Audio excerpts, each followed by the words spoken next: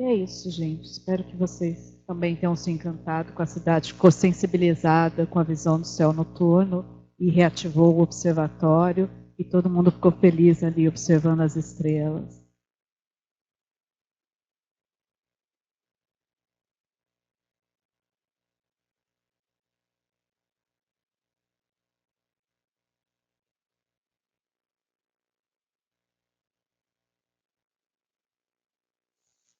Oi. Vamos fazer o sorteio, então. Dayana? Cadê ela?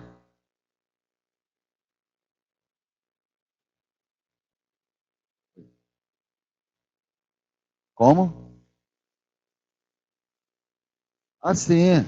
Eu pensei que você ia falar mais. Você passou, então. Se quiser comentar alguma coisa sobre. Você falou na exposição, né? Sobre os LED, a questão do. Eu não pesquisei bem ainda, mas eu também estava querendo saber. Eu sei que tem uma frequência mais adequada para a iluminação adequada, que você não agride as vistas noturnas, né, a nossa mente, não só a vista, né, o que sofre é o nosso cérebro, né, com o tipo de iluminação, né, e essa iluminação branca não é a melhor, mas ela já é a queridinha, né, dos arquitetos, engenheiros, não sei, e a amarela, eles acham que não presta, mas a amarela é uma iluminação mais adequada, né? Ela não dá tensão, ela não cria tensão, né? E os LEDs, todos sabem que é realmente as lâmpadas que estão agora, que vai acabar esses outros tipos de lâmpada, é LED. E, e eu não vi ainda as LEDs amarelas. Cadê as pessoas? É basicamente assim, as LEDs que o pessoal está colocando, a gente fala 5.500 Kelvin. Ela, na verdade, ela tem um pico muito alto no ultravioleta, que a gente não aproveita, e ali uma pequena eficiência mais larga no resto do espectro visível. Assim, existem opções melhores já no mercado, que é a de 3.300 Kelvin, que aí ela tem um pico mais baixo no ultravioleta, emite um ultravioleta, mas ela é mais eficiente ali em torno de 3.000, que é onde os nossos olhos respondem melhor. O que as regiões em torno de observatórios estão fazendo é usando essas lâmpadas brancas mesmo, mas você coloca um filtro na lâmpada e deixa que passe só a luz necessária para o ambiente noturno.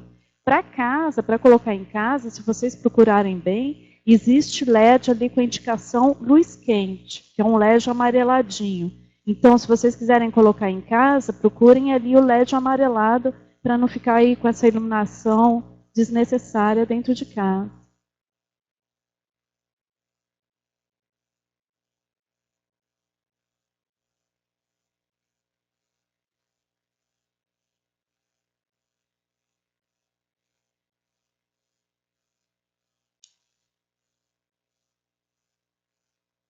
Vocês devem lembrar que o Prêmio Nobel de Física, o ano passado, foi justamente os pesquisadores que conseguiram fazer o LED azul, que foi o que permitiu criar o LED branco.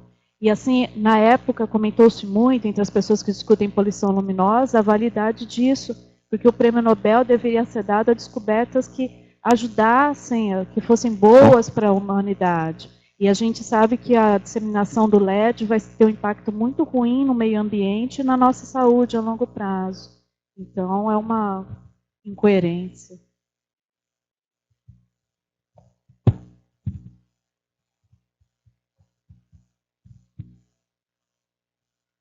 Boa tarde.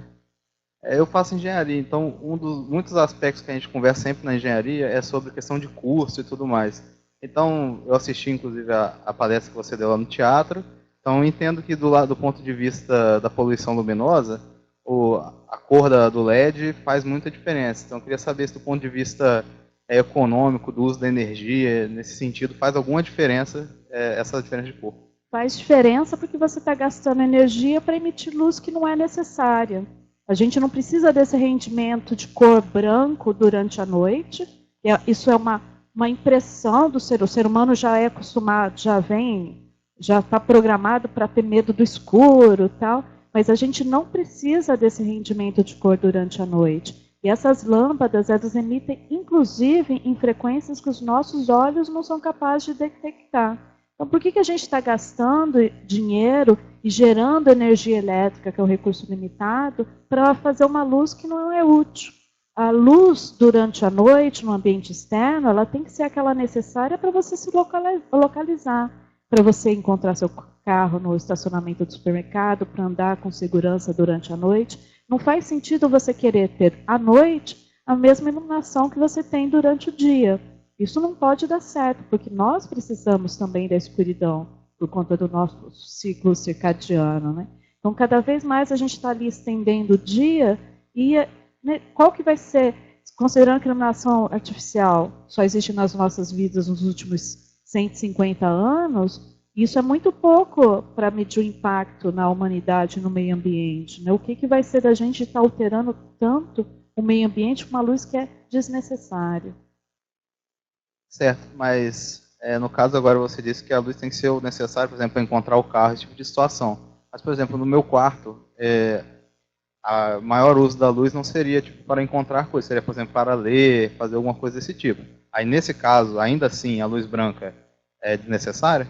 Assim, no seu quarto, para você ler, é claro que não se compara com a iluminação externa. Só que, de qualquer maneira, você tem que evitar essa luz muito branca que não diz para o seu corpo que está chegando a hora de repousar.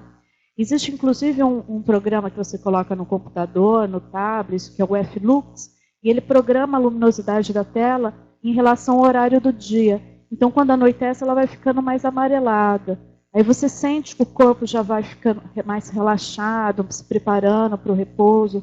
Porque se você quer manter o mesmo ritmo à noite do que durante o dia, aí tem todos aqueles problemas que eu falei só rapidamente ali de produção de melatonina, de dificuldades do sono, que são causados por essa nossa dificuldade de aceitar a noite. É porque isso é um recurso biológico, né? Se eu não estou enganado, a sensação de sono vem quanto menor a luminosidade incidente no olho, né? São vários fatores, né? Quando o sono vem também baixa temperatura, mas assim, o fato é que se você ficar mantendo essa iluminação, não tem justamente essa... É claro, o corpo, conforme vai baixando a luminosidade, você vai sabendo que é hora de dormir, né? Se você tem alguma coisa externa que fica te dizendo ao contrário, aí o corpo se confunde. Tá bom, obrigado.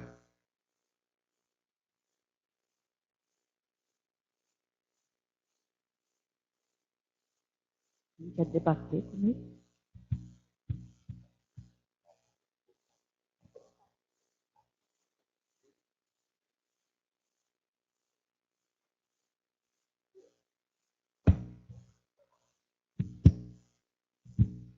Como astrônomo egoísta querendo ter céu para observar, as lâmpadas de sódio são maravilhosas, né? Porque elas emitem luz só naquele comprimento de onda. Então, tu faz espectroscopia, só suja o céu num comprimento de onda, o resto não dá nada e assim por diante.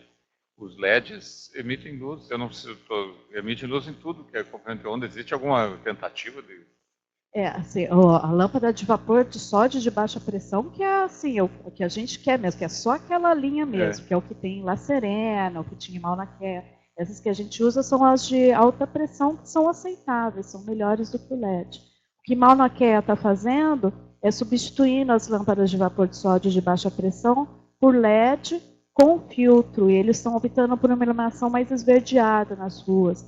Isso teria sido uma negociação com a comunidade, que se sentiu mais confortável com essa luminosidade esverdeada, e os astrônomos fizeram uma avaliação que, pelo menos agora, eles não percebem nenhum impacto para a astronomia. Então, colocar filtro, como o LED é muito econômico, o gasto de energia de você estar gerando numa luz que vai filtrar não é tão grande assim adicional. Então, você coloca um filtro e deixa passar só a luz que é necessária. Eu acho que essa é a solução. Se eu não me engano, nos Estados Unidos também, eles estão colocando um filtro para mimetizar a lâmpada de luz de vapor de sódio de baixa pressão. Essa seria a melhor solução. A gente tem o melhor dos dois mundos, tem o LED e tem o rendimento de cor que é necessário.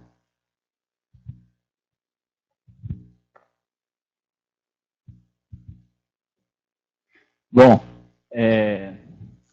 nós temos hoje em dia muito conhecimento já feito, né? A ciência avança bastante rápido, enquanto a sociedade, na prática, demora um pouco para assimilar todo esse conhecimento.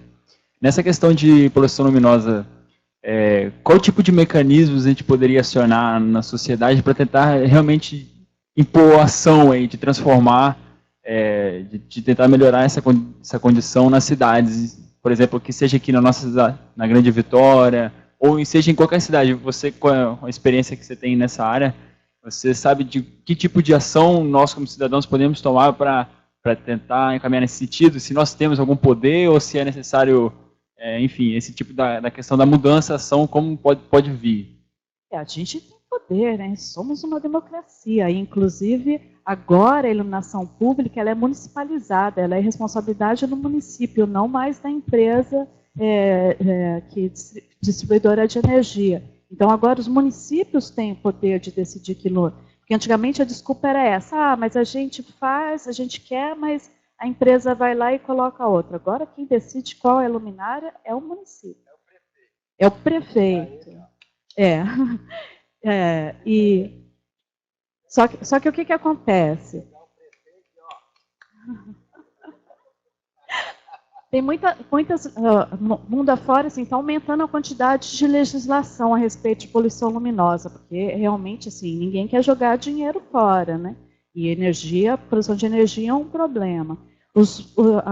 As legislações, você pode legislar sobre o tipo de luminário, o tipo de lâmpada, modernização de iluminação, mas, assim, quando você tem uma área de especial interesse, como um observatório astronômico, uma reserva ambiental, a ideia é fazer por zonas.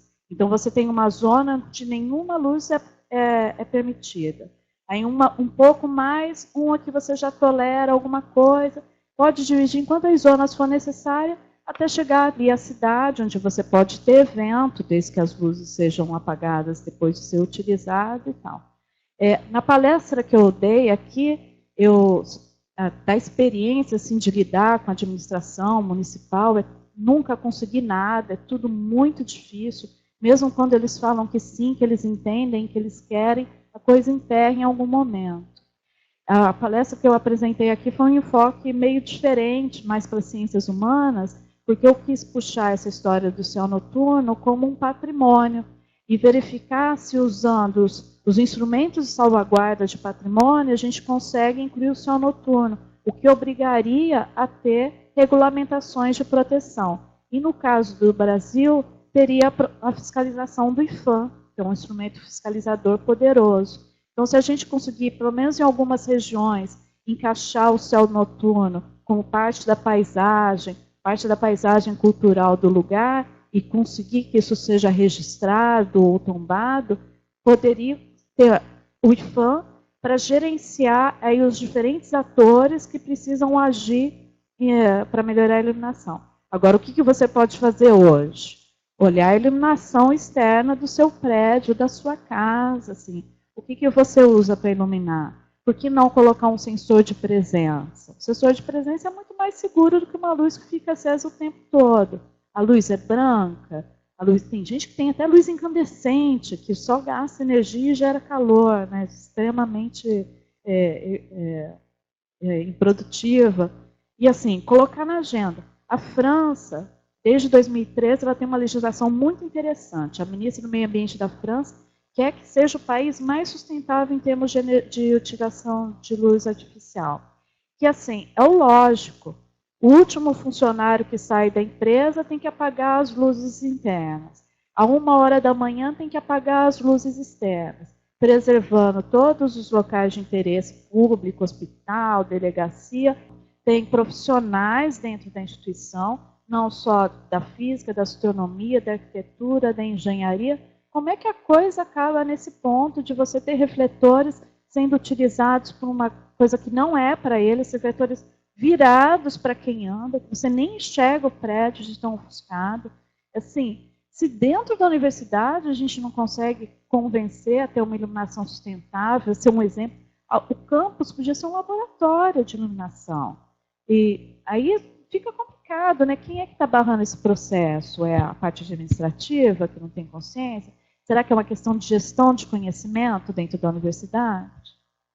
Mas o detalhe é que a maioria dos estudantes também são a favor dessa iluminação. Isso que é o pior de tudo.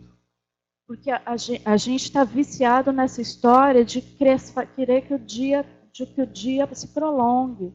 As pessoas precisam entender que a iluminação artificial não faz parte da nossa programação natural e nem do meio ambiente.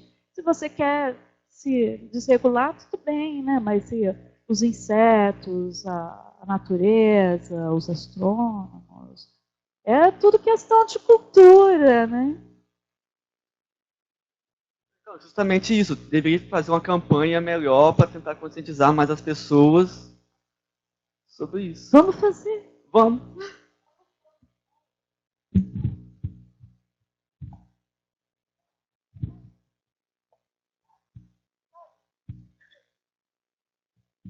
Eles não mudaram todas essas tomadas para essa tomada porcaria aí?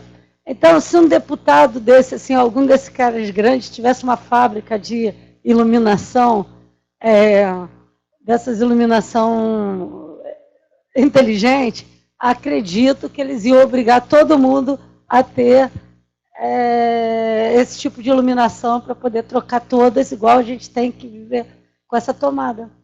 Em Vitória, a gente não pode ter sal na mesa do restaurante. Eles conseguiram passar uma lei que a gente não pode ter sal. Qual que é a dificuldade de regulamentar a iluminação? É do estado todo. A lei estadual. É o estado todo. Isso a gente estava discutindo que eu não A sabia. lei estadual do sal. Alguma coisa interessante, né? Mas assim, luz também faz mal para a saúde, né? E assim, é uma questão de... Por que ainda se vendem globos? Qual que é o sentido de vender aquela luminária tipo globo? Tem que parar de comprar. Tem uma pressão em cima da indústria para não fazer mais. A gente tem feito a nossa campanha também, né? Saiu até no final do ano, né? O Observativo falando do problema na UFES. Eu nem sabia que era tão grave. A gente já tinha enviado ofícios para a Prefeitura Universitária, falando há vários anos, há uns 2 anos ou 3 anos atrás, comentando, né, a dificuldade que a gente estava tendo até de observar, mostrando as fotos da Câmara de Todo o Céu, que, por incrível que pareça, nós estávamos ali em cima da caixa d'água, né, que vocês vão conhecer daqui a pouco, estão todos convidados pela no observatório. Ele não pegava a câmera não pegava tanta iluminação da cidade, mas a iluminação ali do lado do campus, ali no planetário, ficava uma bolha na câmera, né, de 180 graus. A gente mostrou essa foto, tentamos sensibilizar, mas logo depois o prefeito caiu por corrupção. Trocaram todo mundo. Fomos falar com outro, eles não sabiam de nada do processo. Nós temos o número dele, fomos conversar, o pessoal falou fazer outro. O Armando, aliás, falou, faz outro, que agora é um outro prefeito. Mas a gente tinha um outro processo nosso de 5 anos de reforma do observatório, não tinha andado.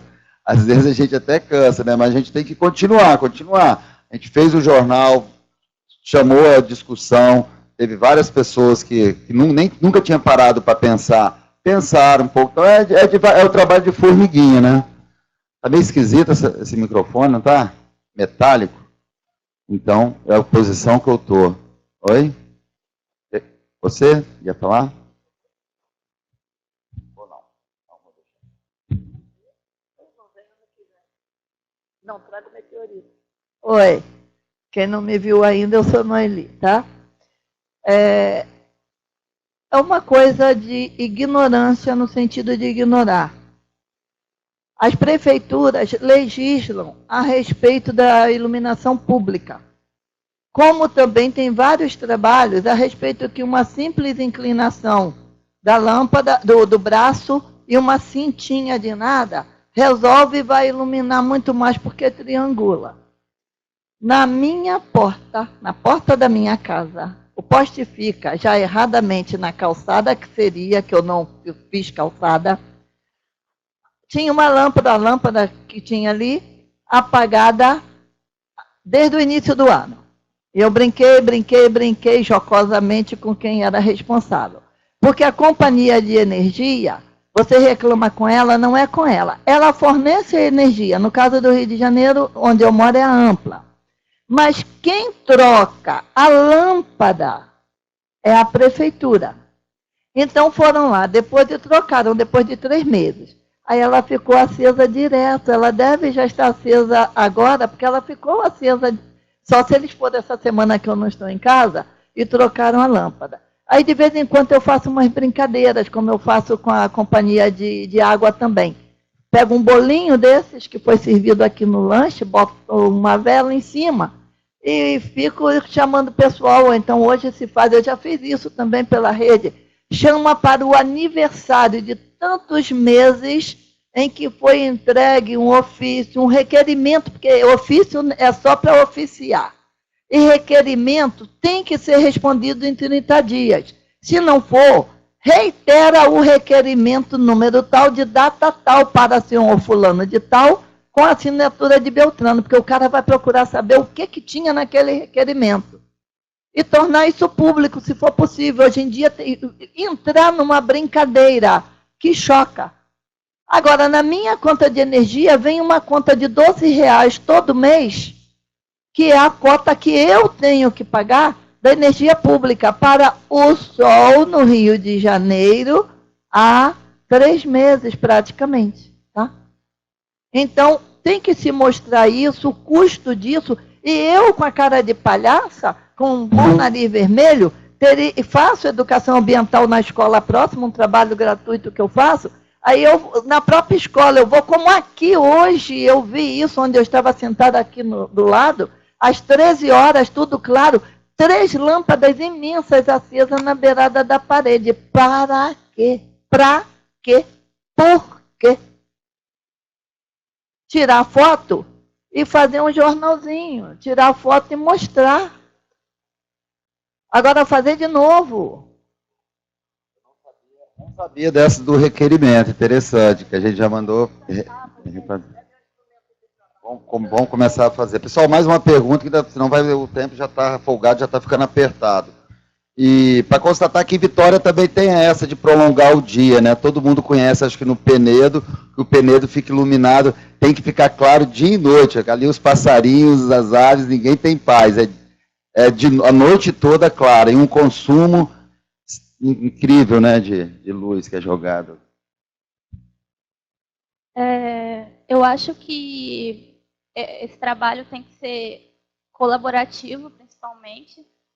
E uma ideia que eu tive, que eu até falei com a professora, igual eu faço parte do PIBID, né, e atendo as escolas, então eu acho que a gente tem que tentar atingir todo mundo, principalmente os adolescentes, né, até crianças que não têm nenhuma noção sobre isso e que são o futuro, né? Então, talvez vai ser uma diferença.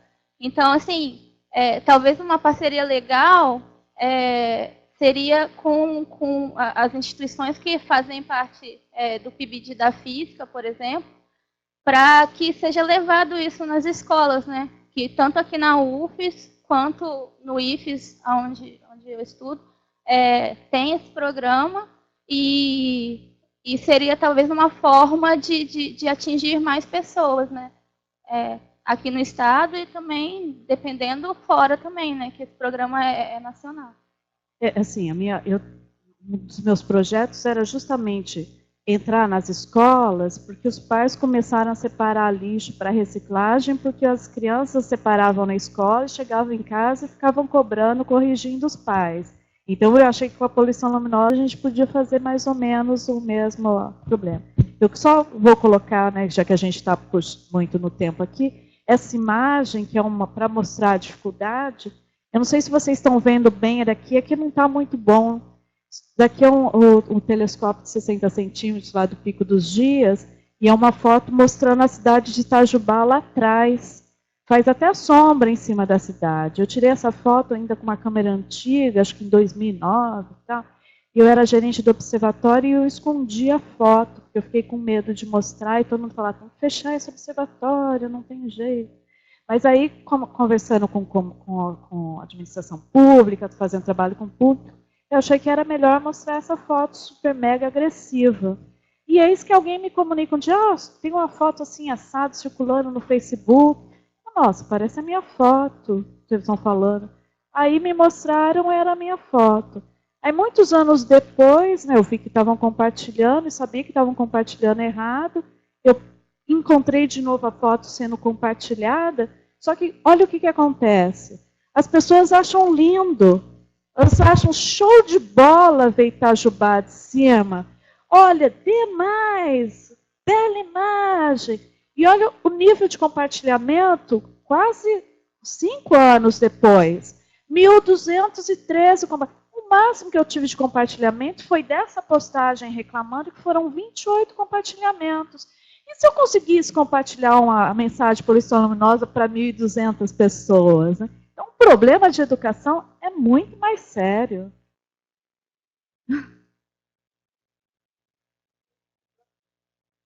Essa imagem foi um dos primeiros lugares que eu mostrei, foi aqui em Vitória. Tá? E até tinha uma brincadeira que estava com a janela do telescópio, ela estava com a luz acesa, porque era manutenção.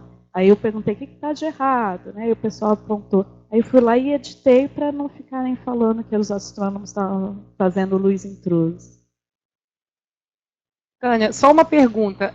Como você estava falando que agora a iluminação pública é responsabilidade do município, né? Em alguns casos, o que a gente faz é fazer uma lei e tentar preparar um projeto de lei e tentar conseguir um vereador, né, no caso, na municipalidade, que coloque essa lei, que submeta essa lei para a Câmara. Existe isso? Existe esse projeto pronto, essa lei que a gente possa pedir a um vereador? A AIDA, International Dark Sky Association, que é uma organização não governamental americana de alcance mundial, é a principal em questões de poluição luminosa. Ela oferece um modelo gratuito de legislação, que é um modelo por zonas, e que você pode adaptar ali a sua situação. Então, existem sim modelos, acho que no Arizona tem outro observatório que também oferece outros modelos. Existem modelos que você pode adaptar, então isso não é complicado, chegar com uma proposta pronta.